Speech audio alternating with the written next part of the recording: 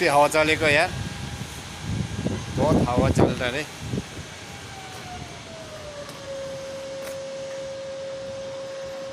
यो मलेसिया को Singapore border है, जंगल पानी पनि आँटेछ।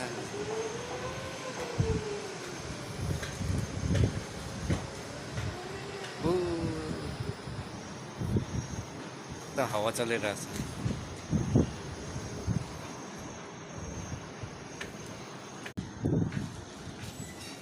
यो मलेसियाको केएलसीसी टावर उता देखेर जुम गर्छु है।